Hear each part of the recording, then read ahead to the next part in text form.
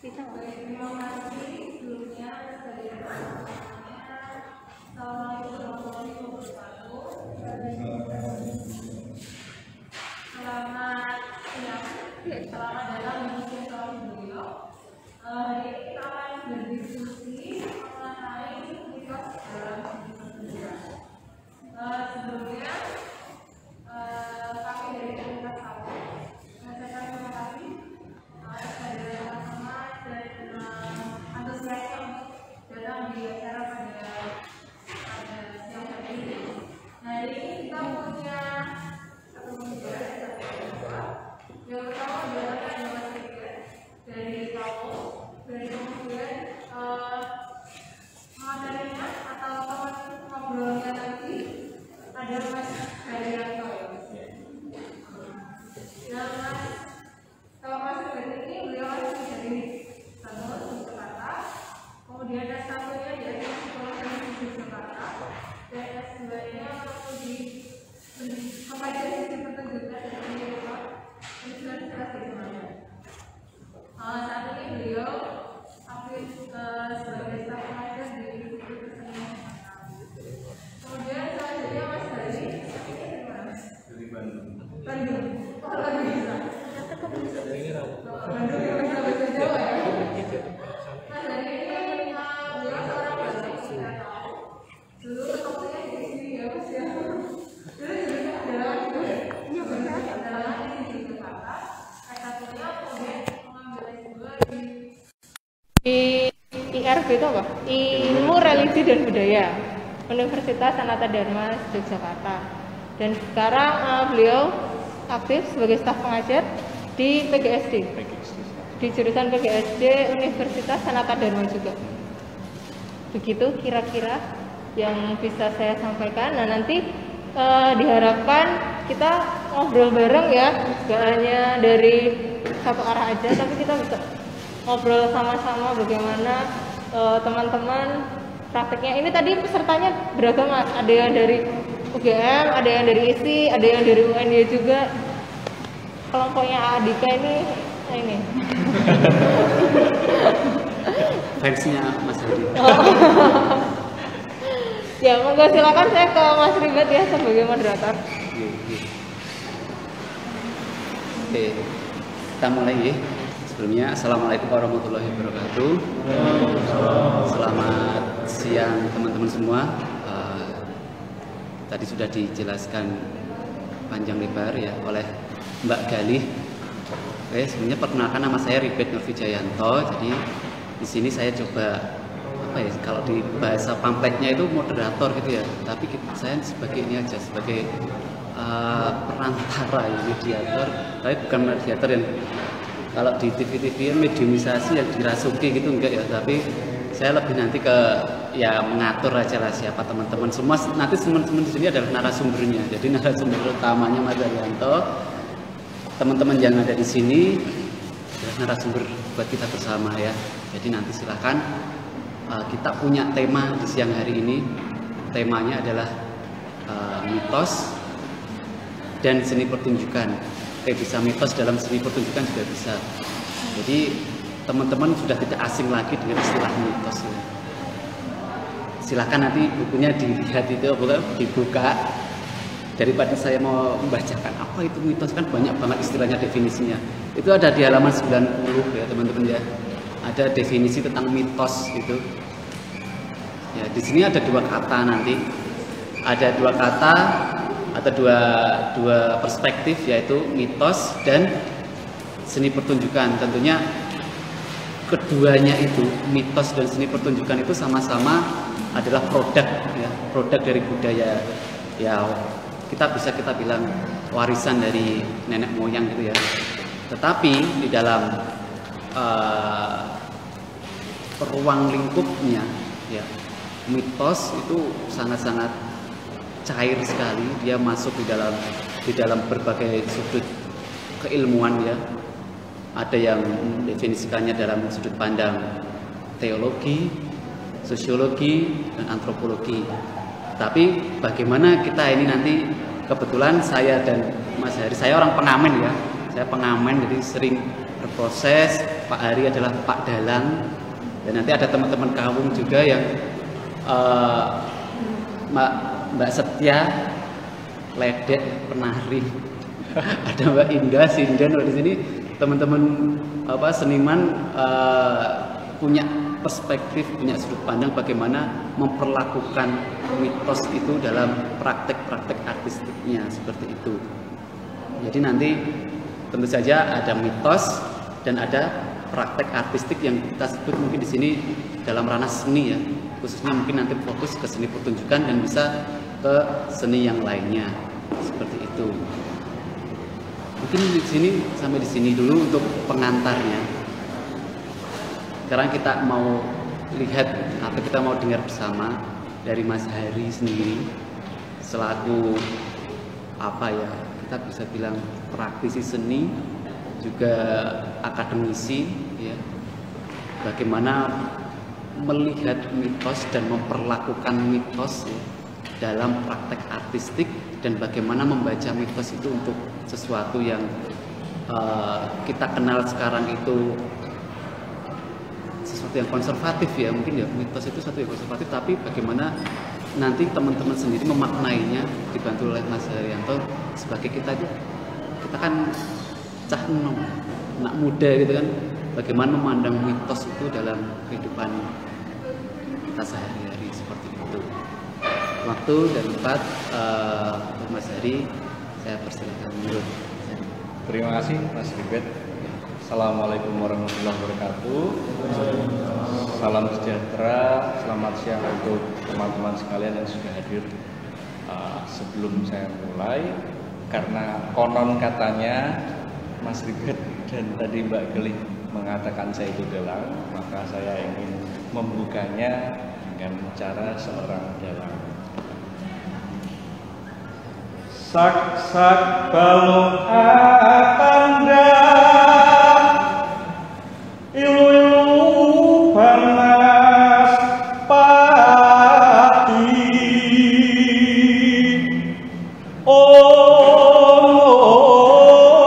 wewe kendung yang kita, jim setan kang ganggu gawe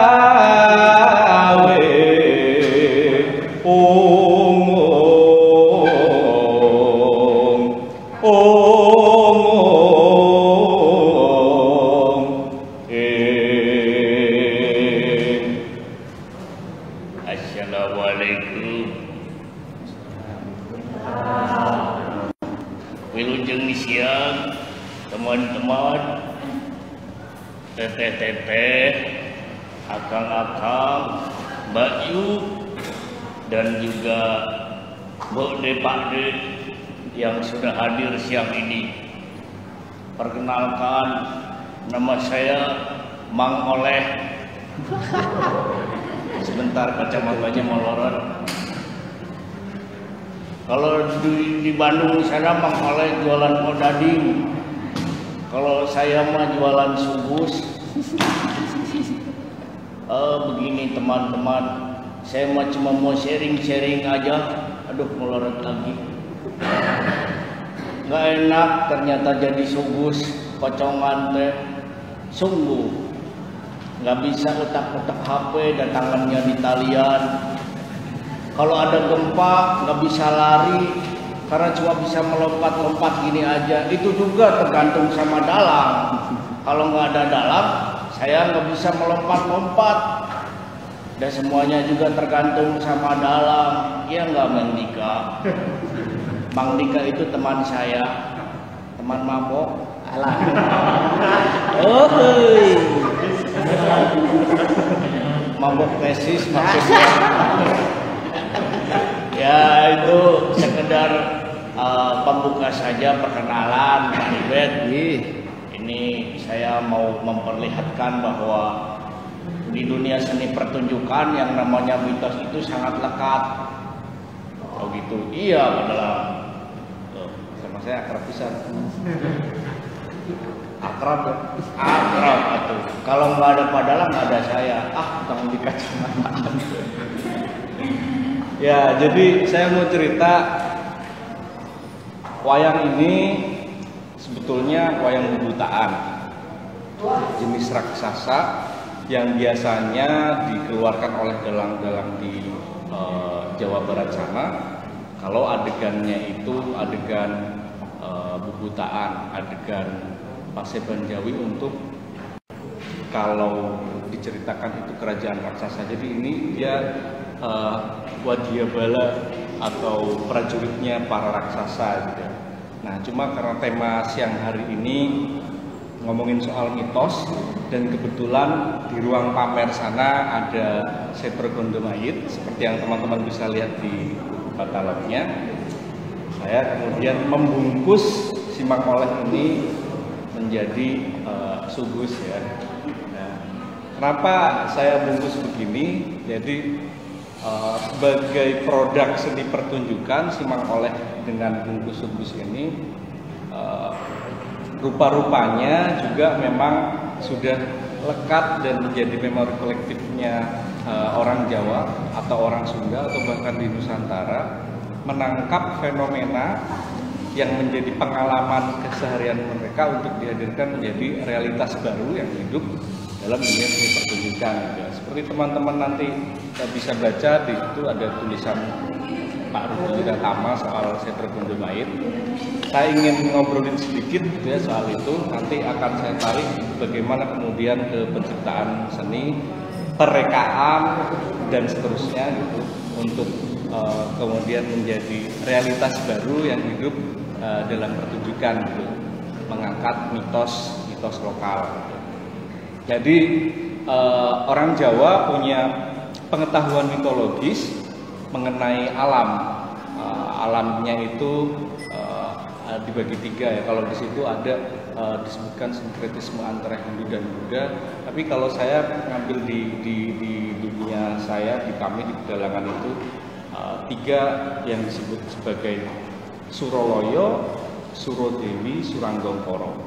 Suroloyo itu adalah alam kadewatan, jadi tempatnya para dewa, orang-orang suci yang naik menjadi dewa, tempatnya di atas sana, di atas langit. Gitu. Kemudian ada Surodewi, yaitu alam perantara yang berisi mereka makhluk-makhluk gaib. Jadi bisa jin, setan, peri perayangan, dan seterusnya. Kemudian juga ada makhluk-makhluk gaib yang berasal dari ruh-ruh atau arwah penasaran, gentayangan yang butuh disempurnakan. Itu mereka masuknya ke alam Surodewi. Kemudian yang terakhir adalah alam Suranggongkoro. Alam Suranggongkoro itu dihidupi oleh manusia, hewan, gitu ya. Manusia yang menjadi pemimpinnya. Jadi seperti dalam cerita-cerita dan yang diyakini dalam agama-agama Samawi, yang namanya setan, jin itu memang sudah ada tercipta sebelum Nabi Adam tercipta ya. Dan mereka sejak terciptanya Nabi Adam mengikrarkan diri untuk menjadi panggirigodo, menggoda manusia setelah turun sampai manusia turun ke bumi dan beranak pinak. Nah, kemudian di wayang itu dijabarkan dengan banyak hal, yang salah satunya itu dalam alam Surodewi itu punya tempat-tempat yang menjadi tempat penuh misteri, tempat-tempat yang menjadi mitos, tempat-tempat yang disakralkan dan seterusnya. Penyebutannya ada banyak. Di antaranya adalah Kasetran Gondomayit atau Setro Gondomayit. Setro itu kuburan, Gondomayit itu gondo itu artinya bau ya.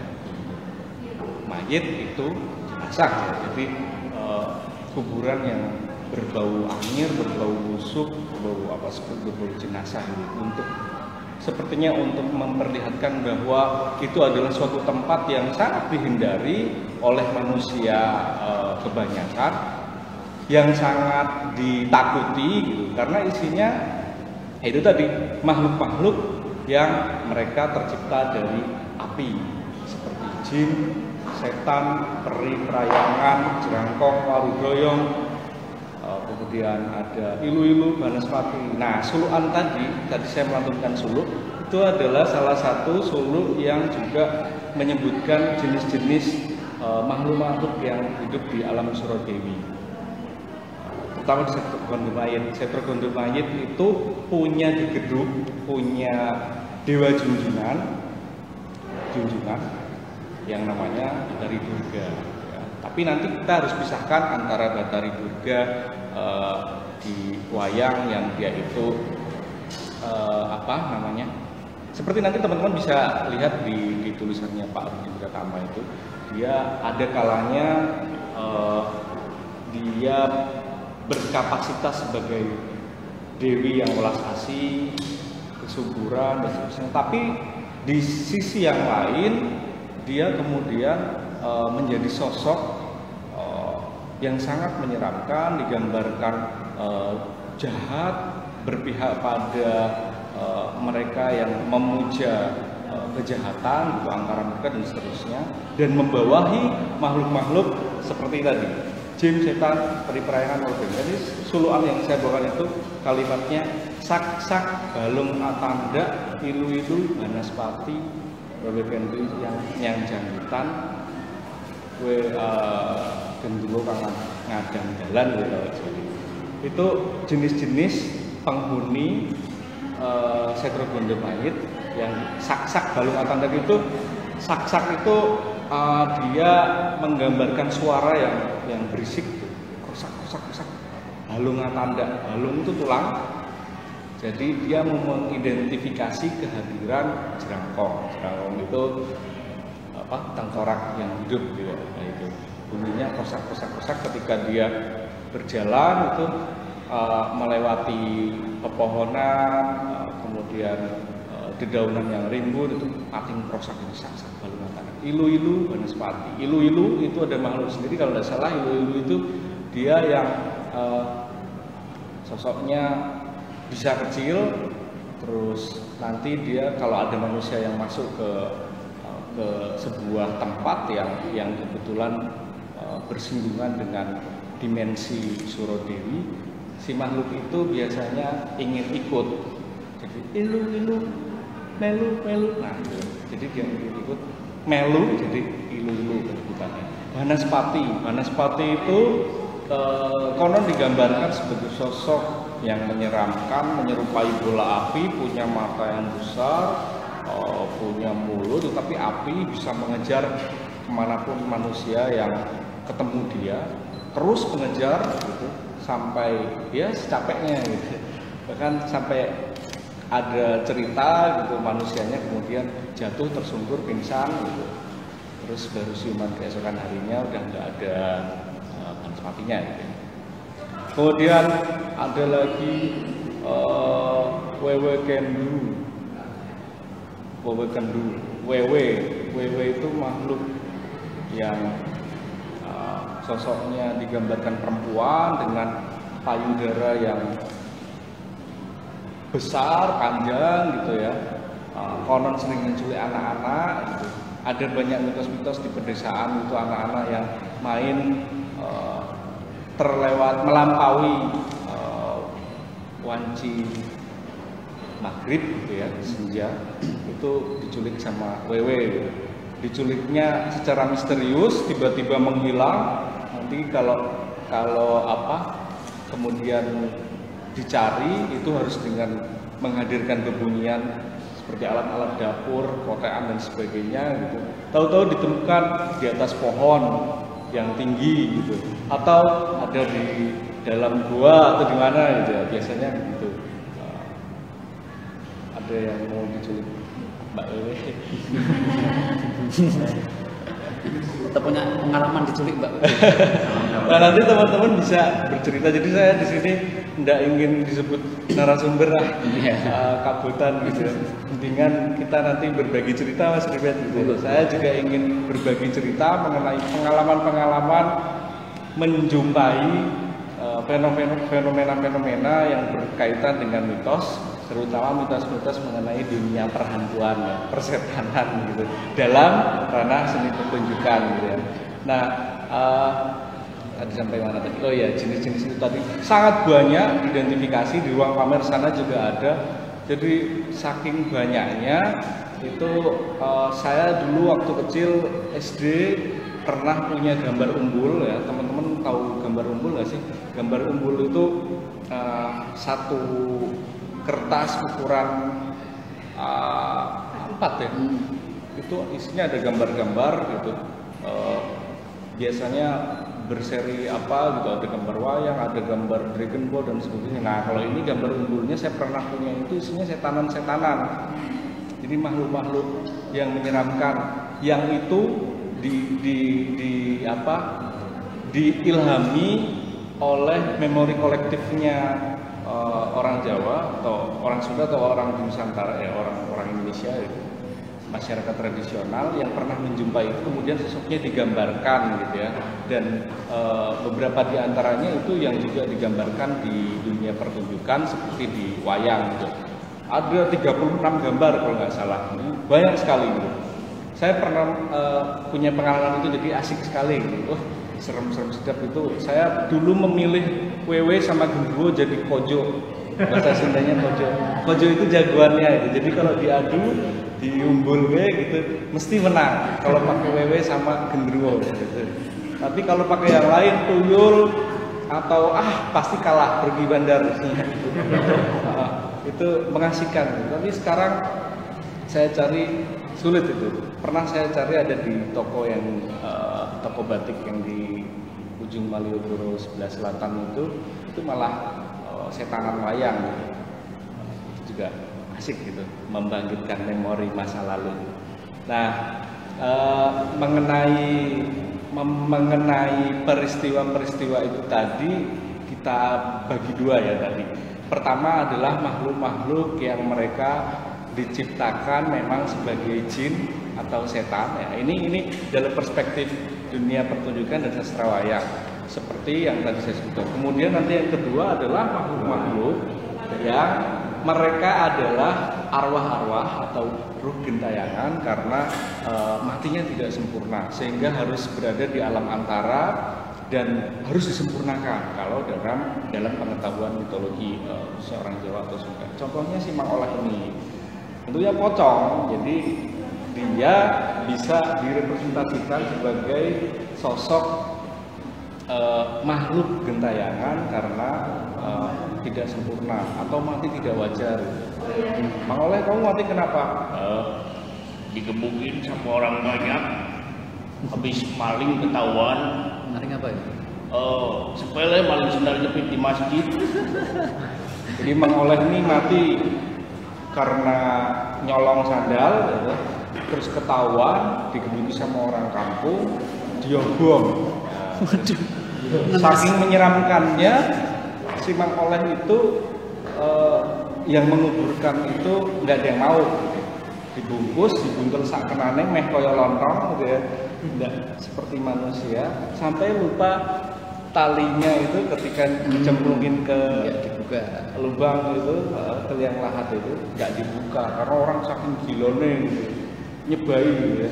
Terus ditinggal begitu aja, wah ternyata jadi gentayangan, sosoknya menjadi sugus ini. Nah, ini sebuah narasi yang saya ciptakan sendiri untuk menggiring teman-teman, memantik pengalaman teman-teman bahwa mitos-mitos mengenai sugus atau pocongan itu biasanya berkembang begitu. Ada banyak mitos yang berkembang mengenai pocongan dan biasanya begitu karena talinya tidak dibuka, entah kurang satu, entah kurang dua, atau bahkan semuanya. Apa yang menyebabkan itu bisa berbagai macam alasan, diantaranya barangkali salah satunya seperti Mang Oleh ini, karena selama hidupnya itu dinilai nyebai, membuat masalah, menyebalkan, bahkan tidak disukai, begitu dibenci, akhirnya orang yang menguburkan pengennya gendang rampung, gebrus, pandem, tinggal enggak, ya. Lupa.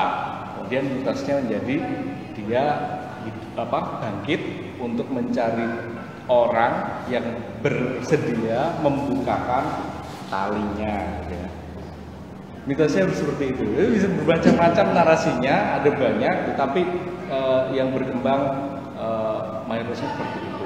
Bahkan sampai beberapa kali dibawa ke dunia perfilman gitu ya, di produk-produk film, sinetron gitu. Kalau teman-teman ingat dulu waktu, mungkin kalau teman-teman mengalami tahun 90-an ada atau 2000-an ya, ada Mumun. Ya, Mumun gitu. Jeffrey. Ya, Jeffrey. itu salah satunya seperti Mang Oleh gitu. Kemudian apa lagi ya?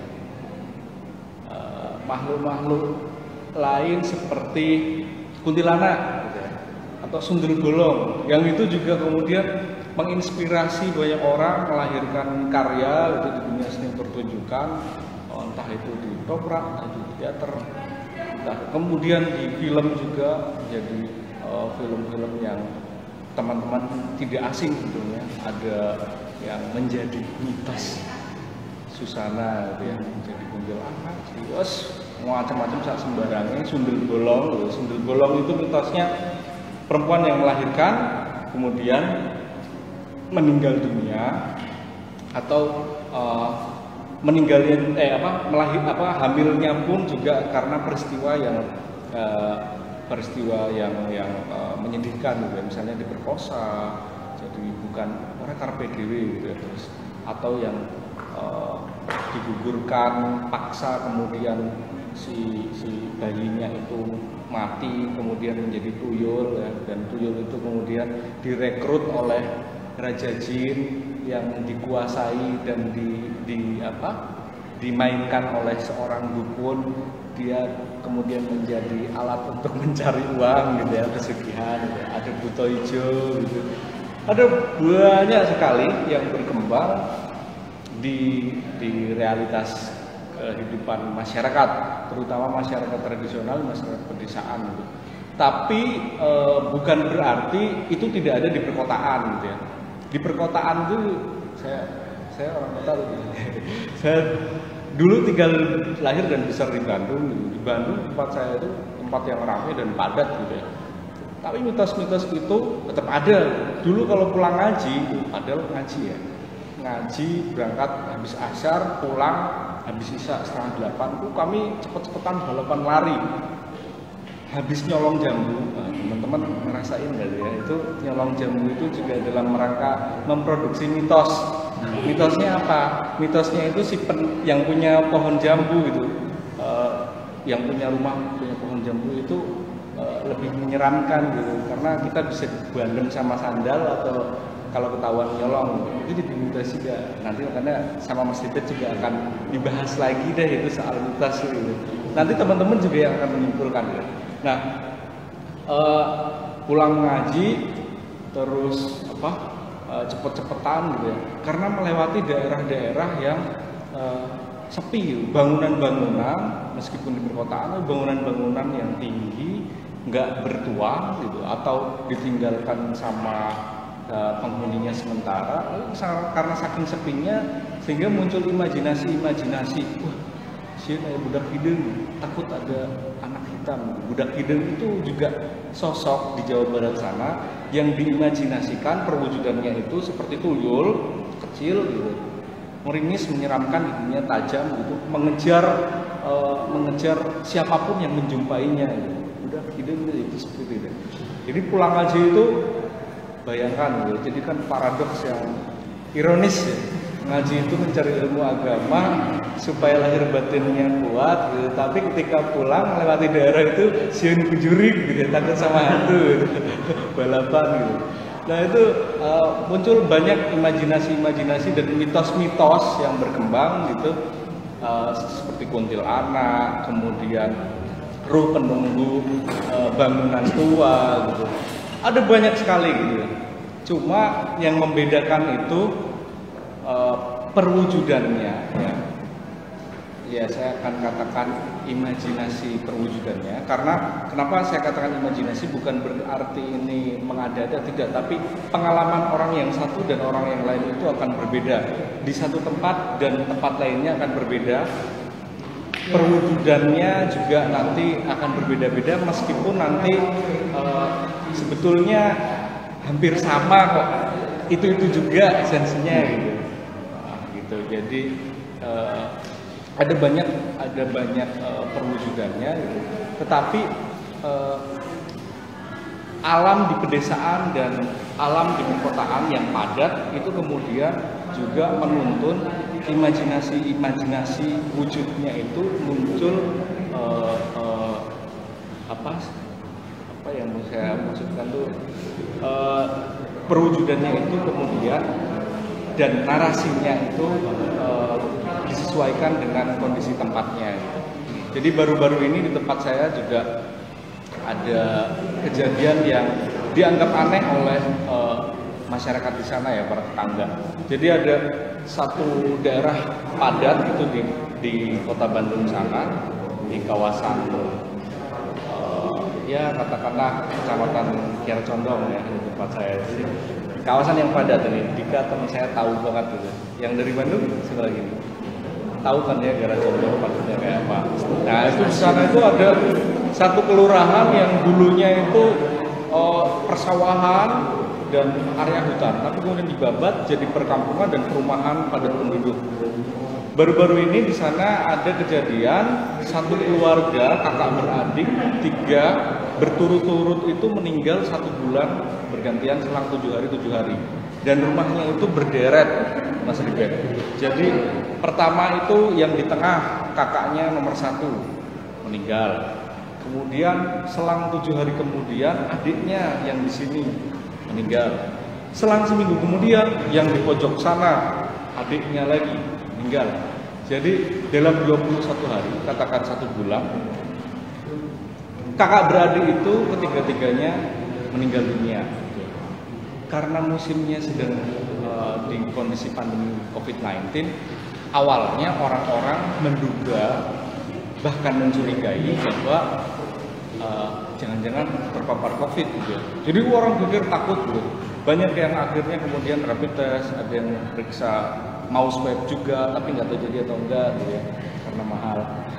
Terus, nah lambat laun ternyata ketakutan COVID-19 itu terpatahkan dan tergugurkan karena kemudian masyarakat di sana, ya khususnya tetangga di sekitar sana itu malah justru kemudian beralih pada dugaan-dugaan mitos soal pesugihan. Jadi di sana berkembang mitos soal pesugihan. Wah ini nih 3 kakak beradik meninggal. Jangan-jangannya itu, yaitu kalau untuk ahli waris keluarga yang ditinggalkan pedih gitu ya. Jangan-jangan keluarganya itu ngingung buta hijau gitu ya, punya ingon-ingon buta hijau yang untuk menarik pesugihan. Tapi kemudian ada pendapat yang lain berkembang, enggak, bukan keluarganya, tapi ada tetangga kita yang lain bukan dari keluarga itu, dialah yang mencari makanan. Jadi 3 orang itu ditumbalkan. Begitu. Jadi berkembang terus mitosnya itu, bahkan sampai beberapa hari yang lalu gitu ya, atau katakan sekarang gitu, masih itu berkembang. Jadi lucu gitu. Selidik punya selidik. Rupa-rupanya teman-teman di sana itu memang daerah yang kehidupan perekonomiannya itu bertarung keras gitu ya. Jadi persaingan ekonomi antara satu keluarga dengan keluarga yang lain itu ya cukup keras, cukup tajam gitu jurangnya. Keluarga yang kebetulan meninggal ini adalah mereka yang kebetulan keluarga pegawai negeri sipil. Kemudian istrinya bekerja juga gitu, jadi punya penghasilan tetap, punya penghasilan tambahan yang kemudian kalau diukur grafiknya perekonomiannya lebih maju dibanding tetangga-tetangganya yang lain yang hanya menjadi pekerja serabutan misalkan, atau kemudian menjadi pekerja di pabrik gitu. Apalagi mereka yang sedang terdampak oleh COVID-19 sehingga kemudian hilang pekerjaan. Nah jadi kemudian muncul itu mitos itu gitu ya. Nah nanti kita akan obrolin itu. Ini saya bikin ngambang dulu Mas Dibet.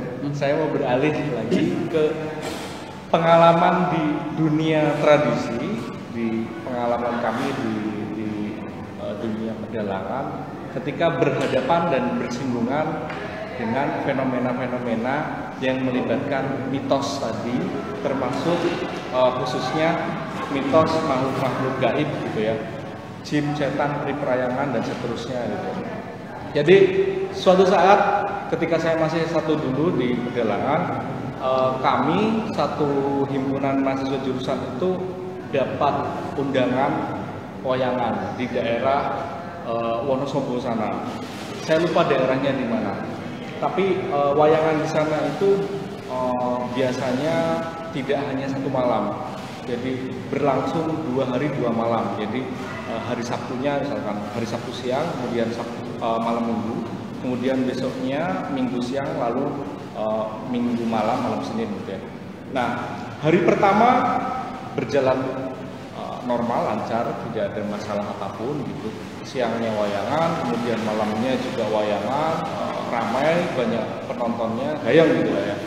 Nah, di hari kedua siang kami mulai sekitar jam 1 ya, setelah adzan zuhur selesai gitu ya, kami mulai wayangan. Dan perlu teman-teman ketahui, wayangan di sana dan kami waktu itu HMJ Pedalangan itu juga tetap menggunakan kearifan lokal ya. Ketika mau mendalang tetap ada perangkat-perangkat lain yang kami gunakan gitu. Selain wayang gamelan itu ada sesaji gitu ya. Ada sesaji. Di situ ada sesaji. Sesajinya cukup lengkap.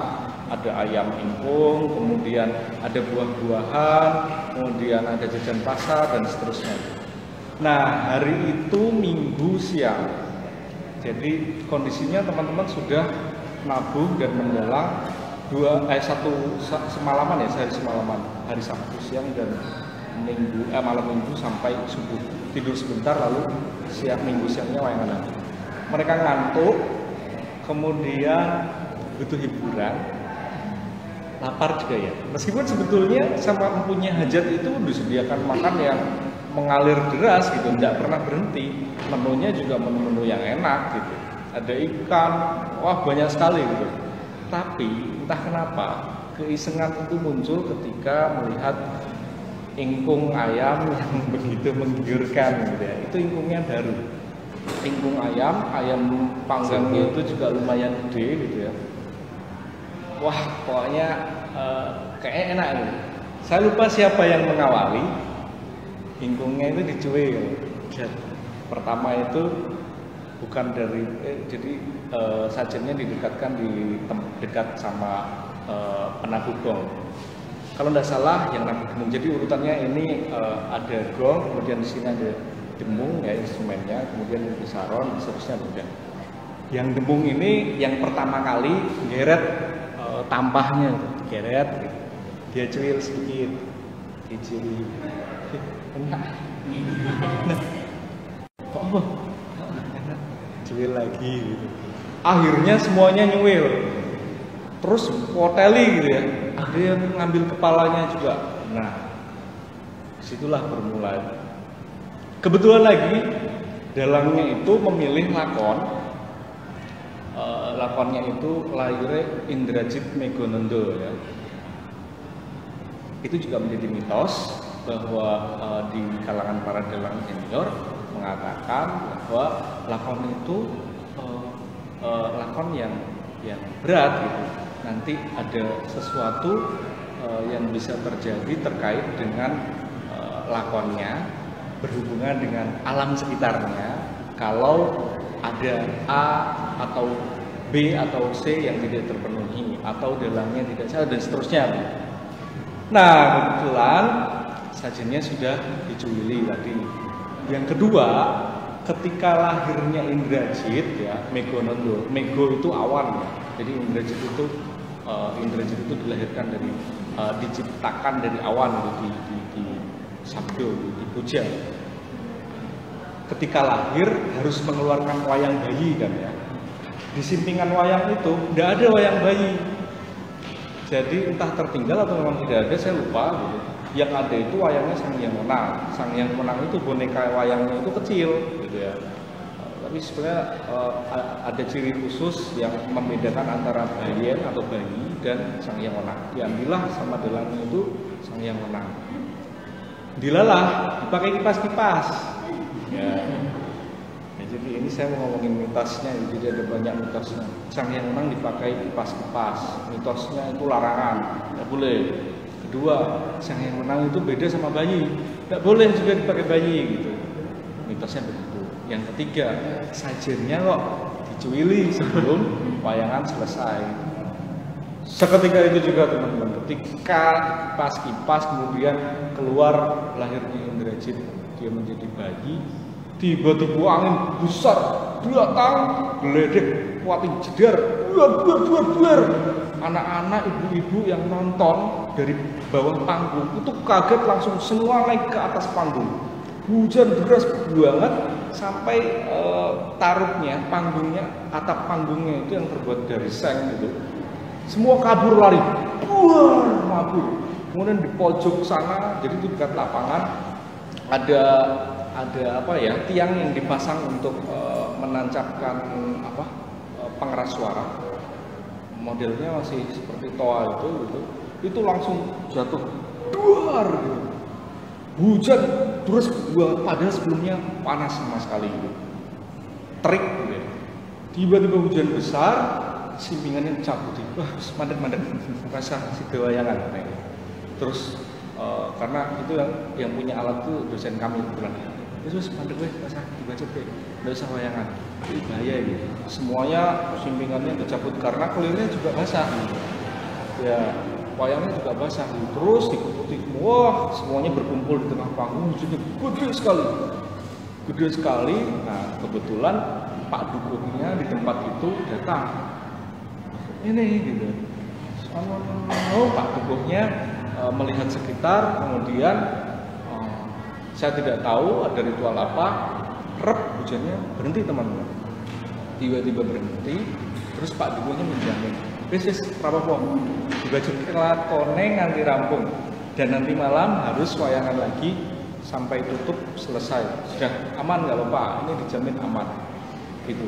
Jadi mitosnya, saya nggak mau mengatakan itu benar atau tidak, gitu ya, karena mitos yang berkaitan dengan hal-hal seperti ini nanti akan kembali kepada keyakinan teman-teman. Tapi yang ingin saya katakan, saya ingin melempar bahwa ada loh wacana yang berkembang di masyarakat, terutama masyarakat tradisi itu mengenai ritus-ritus tertentu atau wacana-wacana tertentu yang tidak boleh ditabrak, tidak boleh dilanggar dan harus dipatuhi. Ketika itu dilanggar atau dipatuhi, terjadi sesuatu. Nah, fenomena yang pernah saya temui itu, ya, yang barusan saya ceritakan itu, kebetulan ada perkara larangan yang dilanggar, kemudian ada efeknya yang berdampak pada alam sekitarnya.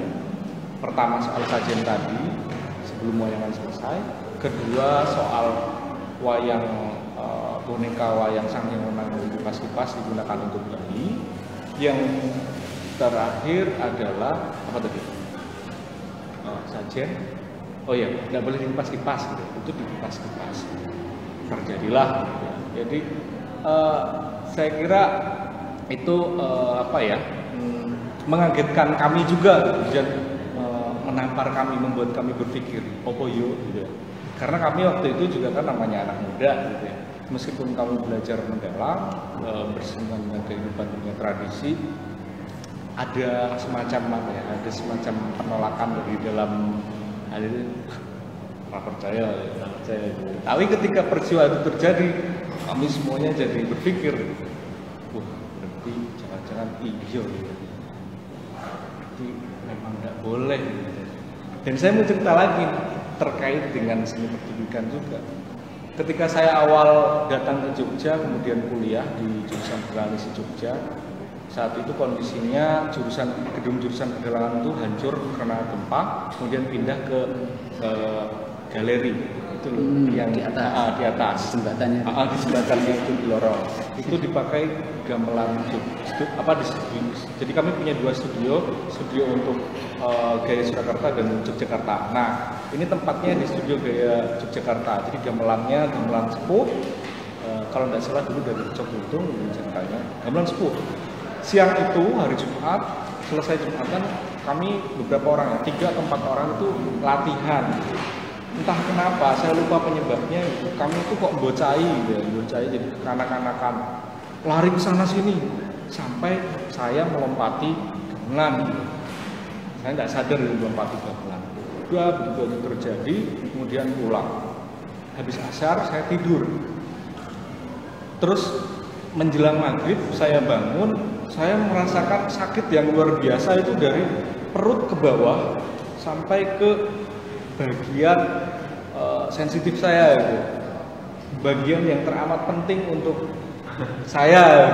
Sakitnya luar biasa, itu masa depan. Asli, itu saya rasakan sakit banget. Sampai saya teli, bengkak enggak ya? Enggak bengkak. Terus, oh ada binatang atau apa? Enggak gitu.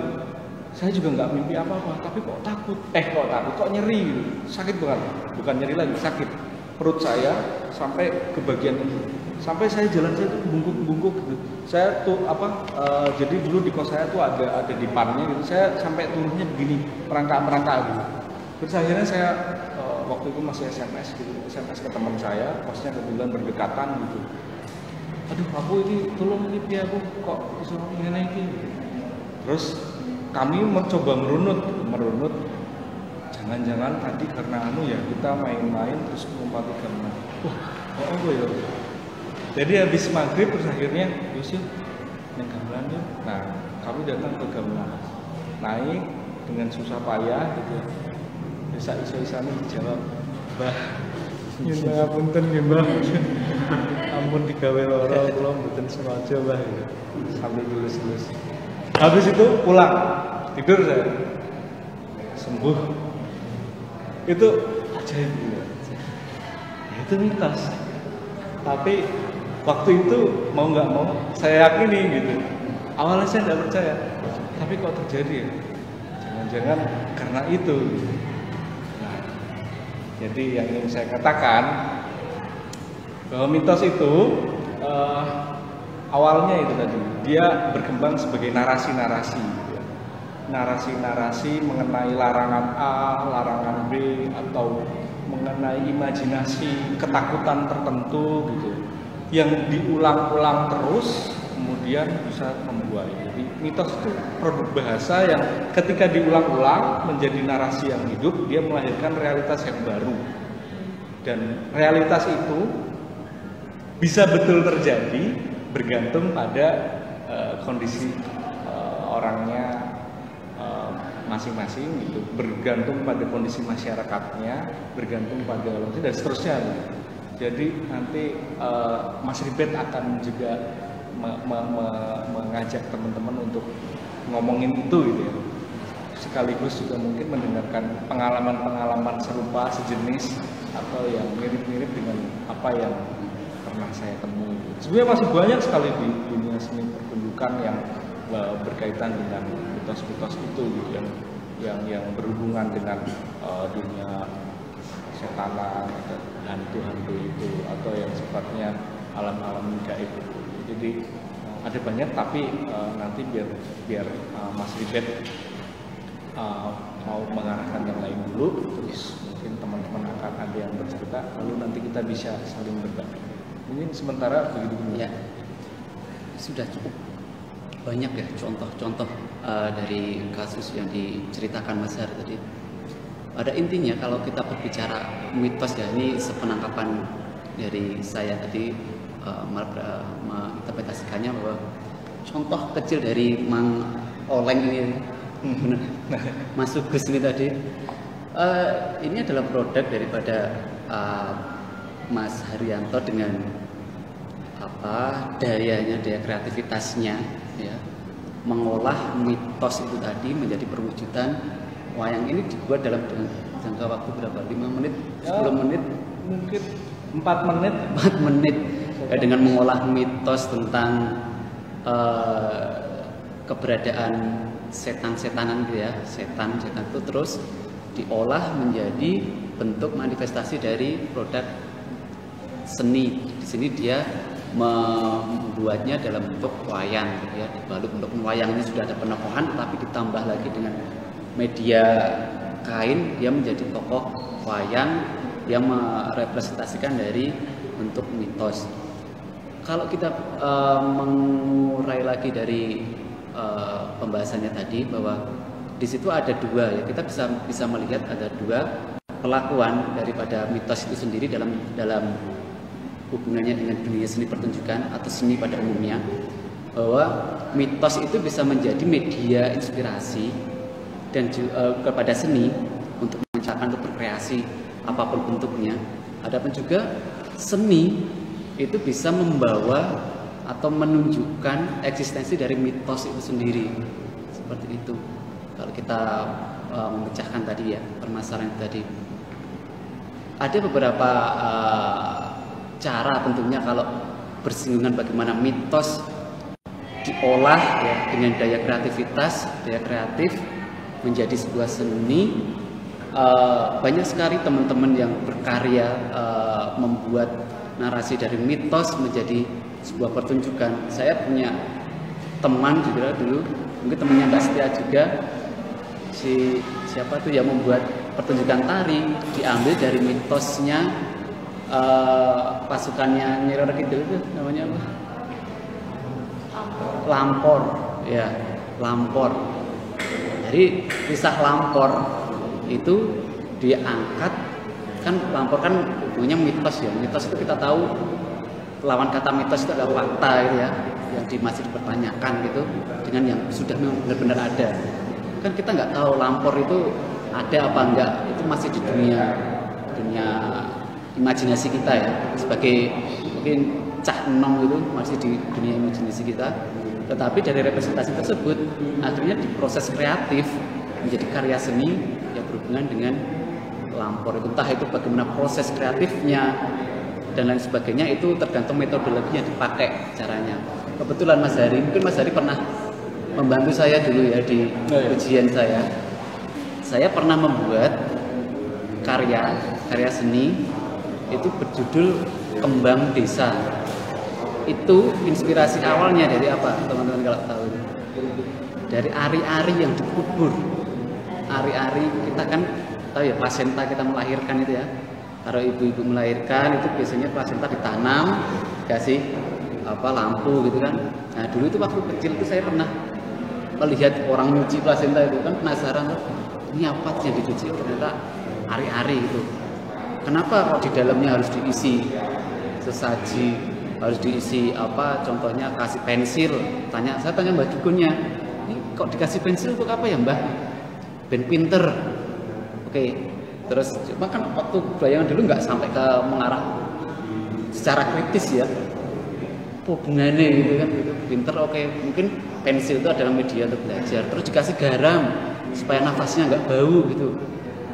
Oke, gitu kan, cuma oke. Oh iya kan kita belum bisa cuma menganggut-anggut aja, belum bisa menelaah lebih lanjut. Nah, dari situlah, dari mitos tentang ari-ari yang konon itu adalah saudaranya kita, kalau dalam mungkin apa ya bahasanya, mitologinya Jawa ya, sedulur papat lima pancer itu kan dalam proses kasanah budayanya keilmuan Jawa itu kan seperti itu, diangkat ke situ dari mitos-mitos yang ada di ari-ari menjadi pertunjukan Kembang Desa yang itu adalah representasi daripada sosok perempuan seperti itu, perempuan desa ya, yang konon katanya itu lemah dan lain sebagainya, tapi enggak loh gitu loh. Kita tuh desa dan kota itu apa sih? Itu hanya pembagian administrasi, konstruksi dari ilmu pengetahuan, tetapi hakikatnya sama seperti itu. Pernah membuat karya seperti itu. Jadi ada proses-proses kreatif yang dimasukkan ke situ. Mitos itu menjadi semacam rangsangan ya, sumber penciptaan gitu ya, yang bersifat dia kan dia nggak kelihatan ya, nggak kelihatan, kita nggak bisa melihat secara detail mitos itu cuma dari tuturan gitu kan.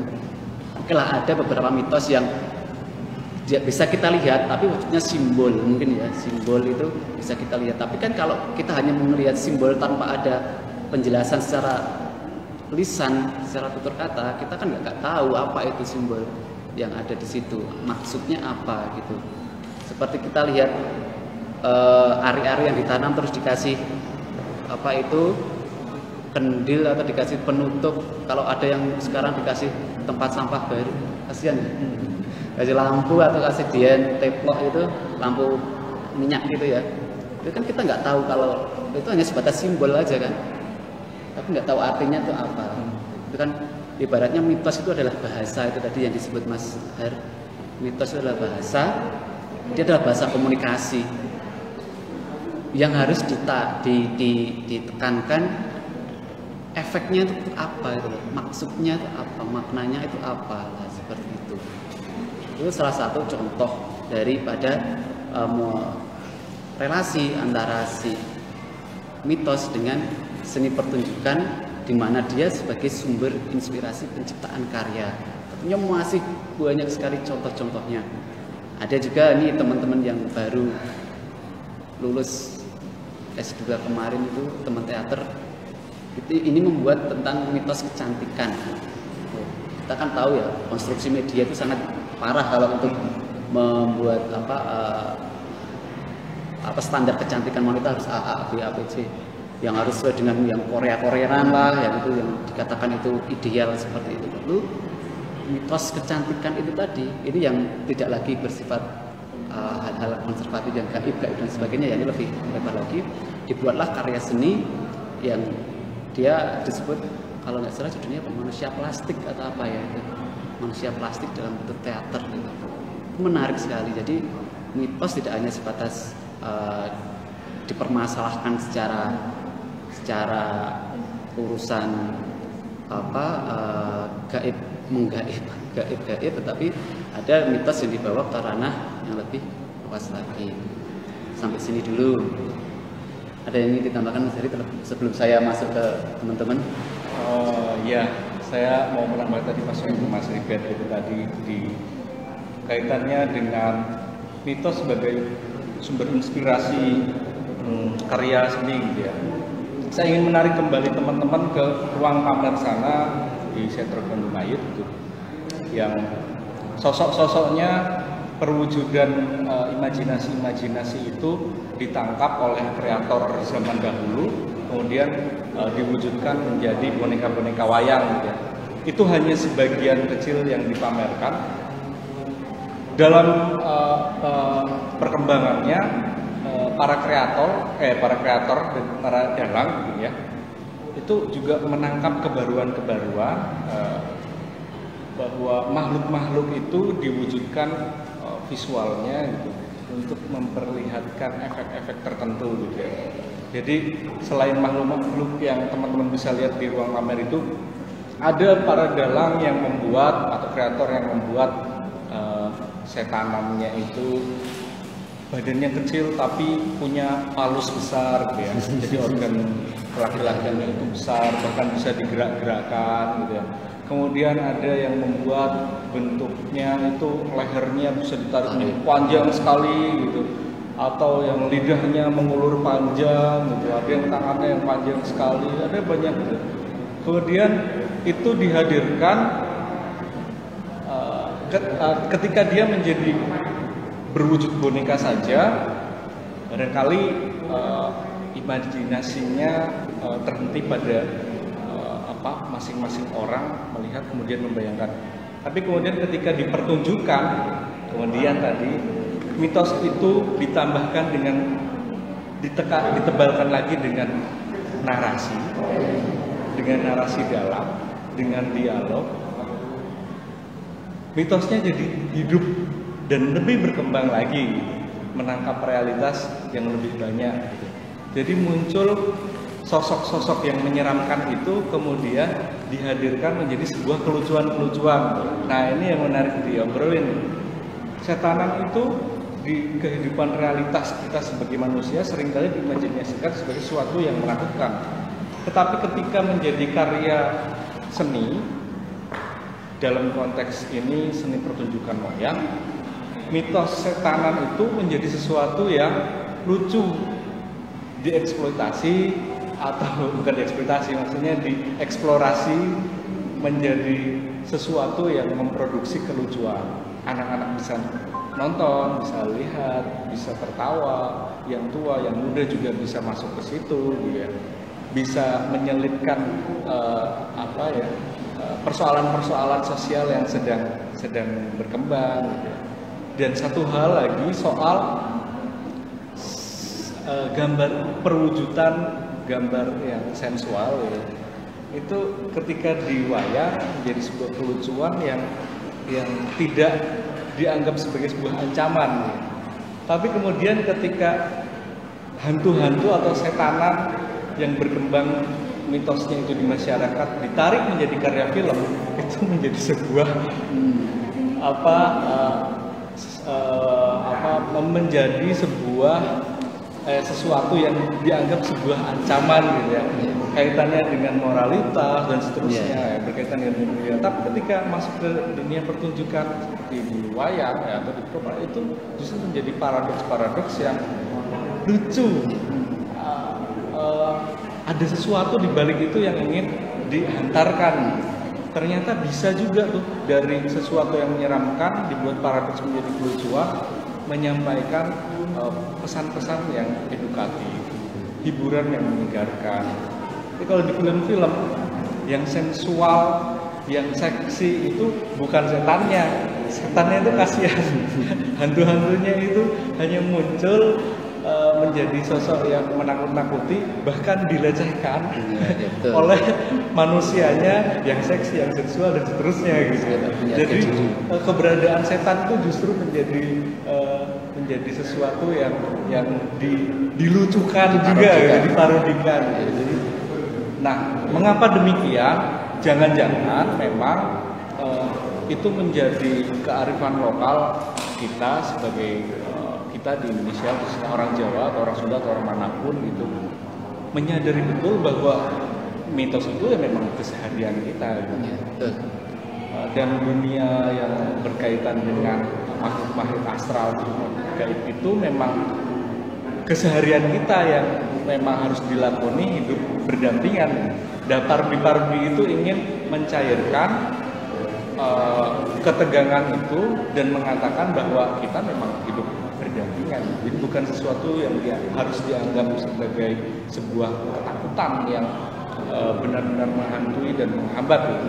Tapi segala dijalani saja dengan ketawa dan bahagia, gitu. Karena di balik itu malah ada mitos-mitos lain yang juga gaib, tak terlihat, tapi lebih menyeramkan dan bisa merusak, gitu. Kuota data internet itu juga gaib dan menyeramkan, gitu, membuat manusia gelisah. Kalau nggak ada kuota data, nggak bisa kerja, nggak bisa mengaktualisasikan kedirian kita melalui sosial media. Untuk beberapa orang itu menggelisahkan dan menakutkan. Ya. Oke.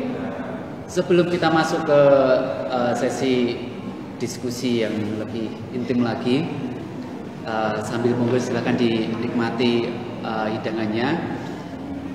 Kita mau mendengarkan dulu atau menyaksikan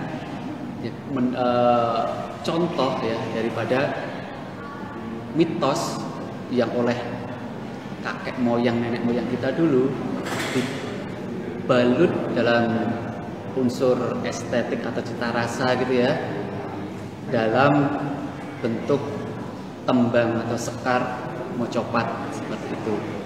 Mbak Indah, monggo silakan sambil dinikmati. Tidak habis ya. Ya, bahasanya keterima untuk mereka, gitu. Keterima itu pertama saya membacanya keterima kebutuhan mereka mendapatkan kebutuhan estetika, ya, kebutuhan estetis ketika melihat tariannya sekian. Mungkin yang kedua, kebutuhan yang lain adalah mereka punya keyakinan dan kepercayaan soal nazar itu tadi, kemudian soal permohonan dan doa yang lain bisa tercapai, terkabul ketika sudah diucapkan, sudah ada Setia sebagai perantara, sebagai medium ketika prosesi nyawang hati tadi ya. Nah, saya membacanya begini. Ketika tadi saya katakan mitos itu kan berawal dari bahasa. Nah, begitu juga yang terjadi pada soal tayub dan setia di sana yang berefek pada kesuburan, keyakinan masyarakat di sana gitu, semua yang berbaik-baik itu juga rupa-rupanya demikian. Jadi ada narasi yang kuat. Pertama, soal penari harus dari Jogja atau Tanjung Siji. Pertanyaannya kenapa harus dari Jogja? Nah, ini perlu dirunut. Barangkali memang terkait dengan hubungan dan posisi Jogja sebagai pusat kebudayaan keraton yang Wonosobo itu juga berkiblat ke sini gitu ya. Sebagian Jawa Tengah, jadi di pegunungan itu Wonosobo, Temanggung, Magelang gitu, itu diantaranya berkiblat budayanya ke keraton Jogja, sehingga kemudian ada kepercayaan, ada keyakinan dan ungkapan penghormatan bahwa segala sesuatu yang bersumber dari kebudayaan Jogja itu memang membawa pengaruh, membawa dampak, membawa efek yang baik gitu ya. Karena kiblat budaya itu tadi gitu. Tetapi kemudian ketika kebutuhan estetika mereka tercapai, bahasa itu tadi, narasi itu tadi diulang-ulang terus. Ketika diulang-ulang, maka kemudian menjadi sebuah keniscayaan. Keniscayaan itu melahirkan realitas. Nah, realitas itulah yang kemudian disebut sebagai efek atau dampak yang dirasakan oleh masyarakat sekitar sana dan oleh perorangan yang punya nazar atau punya hajat. Cocok, adalah nepasi sampai jaluk itu ya. Dan barangkali dari kebanyakan orang yang mencari idunya si penari itu, terutama Setia yang berlabel Jogja itu tadi, memang sembuh karena itu tadi bahasanya diulang-ulang, narasinya diulang-ulang. Setia dari Jogja, penari yang membawa kebaikan dan seterusnya gitu. Kemudian dihadirkan menjadi realitas dan realitas itu menjadi hidup. Keniscayaan itu menjadi realitas yang hidup, jadi kesembuhan. Itu sama seperti ketika para dalang itu dalang di pedesaan-pedesaan, terutama mereka yang dari pegunungan-pegunungan, sama kasusnya seperti Wonosobo, Temanggung, Magelang. Ada daerah-daerah yang dalang itu diteni gitu ya. Bapak-bapak, ibu-ibu yang punya anak, punya masalah dengan kesehatan anaknya, atau anaknya keset, ya malas atau apa gitu, kurang berkembang sekolahnya, itu biasanya disuwun ke doa dari dalang berupa suku, bisa lewat tiupan atau juga bisa itu tadi nari ya deh. Jadi gini saya, karena bahasa yang diulang-ulang itu tadi kemudian menumbuh pada Setia itu tadi menjadi keniscayaan yang hidup. Jadi mitosnya kemudian melahirkan sebuah melahirkan sebuah kebetulan, kenyataan yang memang hidup. Sing loro ya jadi mari untuk tombo. Nah, itu belum tentu terjadi pada penari yang lain karena Setia sudah menghidupi keyakinan itu, narasi itu diulang-ulang dan dihidupi oleh Setia. Jadi itu juga bagian dari keberhasilan Setia sebagai penari lewat lirikan mata, lewat gemulai tubuh yang memang sudah menurut itu tadi menjadi sebuah kenyataan. Ya. Hari ngalu.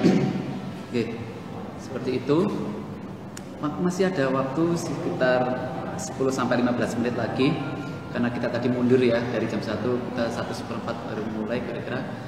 Dari teman-teman semua yang hadir di sini, silahkan kalau ingin bertanya, ingin sharing tentang pengalaman bersentuhan dengan mitos, diceritakan saja kepada kita semua. Nanti kita tidak ingin mencari kebenaran dari mitos itu ya, tapi kita coba menggali, kita coba cari informasi yang lebih banyak tentang perkembangan dari mitos itu sendiri. Silakan teman-teman.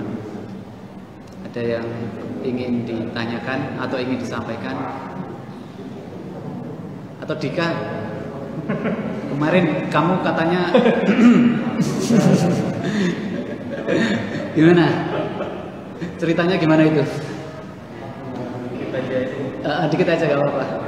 Ya, jadi kan kemarin kebetulan ikut gerakan Peresmian gamelan. Kemudian karena memang itu gamelannya baru pindah ya, jadi ada sajian lengkap gitu. Kemudian setelah selesai acara, Mbak Tata kan, ayo yang mau ambil aja. Tapi Mas Deden malah, ayo nanti yang ambil aja lihat itu ada apa-apa gitu. Antara ini dan tak ini, tapi sepertinya menarik sekali. Itu ada satu mangkuk dari tanah liat, kalau di Jogja namanya. Terus ada pisangnya kecil-kecil, pisang emas. Pisang emas itu, ya udah dibawalah pisang ke asrama Kujang. Sampainya di asrama Kujang, karena kebetulan lagi ada rapat sama yayasan. Sebelum masuk rapat, karena ada sebuah adat cerita di sana namanya Ki Demang, saya tawarin dulu Ki Demang, Ki mau nggak? Dia malah langsung, ya kalau nggak senang lebih gini gitu ya. Itu kenapa dibawa sini? Itu pisang nggak boleh masuk ke asrama Kujang. Kalau Mang Demang bilang kalau dimakan sama Ki Demang nanti malah jadi melunturkan aura-aura dan apalah gitu. Bawa pergi jauh-jauh gitu. Oh ya wes, kalau Mang nggak mau, biar saya berikan aja ke yang rapat. Saya simpan di tempat rapat, yang tidak ada yang itu juga, biar dibawa ke lantai 1. Dan tiba-tiba ketika sekitar jam 11-an lah, jam 11, jam 12, saya lagi cuci tangan di toilet. Kemudian teman saya juga yang di lantai 4 bawa pisang itu ke lantai 4. Tiba-tiba sampainya dia di lantai 4, lampu langsung kelap-kelip gitu, padahal nggak ada yang nyolokin apa gitu ya, kalau konslet atau nyalain lampu enggak, tapi itu langsung tiba-tiba kedap-kedip nyala mati, sampai akhirnya si pisang itu diturunin lagi ke bawah, barulah padam semua. Dan itu satu hari, dan hari keduanya karena belum nyala juga, ya saya mungkin ini gimana kemarin Aduh jawab. gimana kalau udah gimana itu ya. Seperti itu. Iya. Jadi kan kadang mitos itu memang membuat kita panik ya, ketakutan akan suatu hal ya. Saya juga bercerita juga ya. Kebetulan di depanku ada kendang ini kan. Jadi saya dulu tuh pernah punya kendang. Punya kendang itu kelowongannya dulu ya, apa? Kayunya aja, tapi itu sudah tersimpan lama gitu ya, dari kayu nangka, tersimpan lama, terus tak openi deh, tak perawat, terus aku pangkiskan, aku bikin baru, kendang itu baru ya, aku cat, aku tatah gitu. Selang berapa tahun, ada teman dari mahasiswa dari Argentina, dulu pernah kuliah di Etno itu, pengen beli kendang. Dia mau tukeran dengan gitar klasiknya gitu kan, aku kan wah gitar klasik larang ini, kendangku murah gitu kan. Dia tak jual ke dia, dapat gitar plus berapa uang gitu ya, apa buat sisanya gitu. Sampailah kendang itu ke Argentina. Apa yang terjadi di sana, dia SMS aku dari Argentina, langsung SMS itu selang berapa minggu SMS pakai bahasa Indonesia, Mas Ribet, kendangmu ini ada apanya ya? Dia kan mungkin sudah pernah belajar tentang unsur-unsur apa mistis Jawa juga ya, mungkin di Indonesia dulu. Loh, kenapa? Katanya kan karena ada apa? Ibu saya lihat anak kecil lari-lari gitu kan di dekat kendangmu. Oke, ya terus ada lagi anjing saya menggonggong terus di samping kendangmu gitu. Padahal dulu tidak pernah ada di situ kan. Waduh, aku ya mikir gitu kan. Mikir gini, akan kalau katanya ya mitosnya tuh kalau orang Jawa itu tergantung nembungnya tadi loh, bagaimana kita nembung kepada benda, atau kan kadang kita mau masuk ke ruangan permisi dulu gitu ya.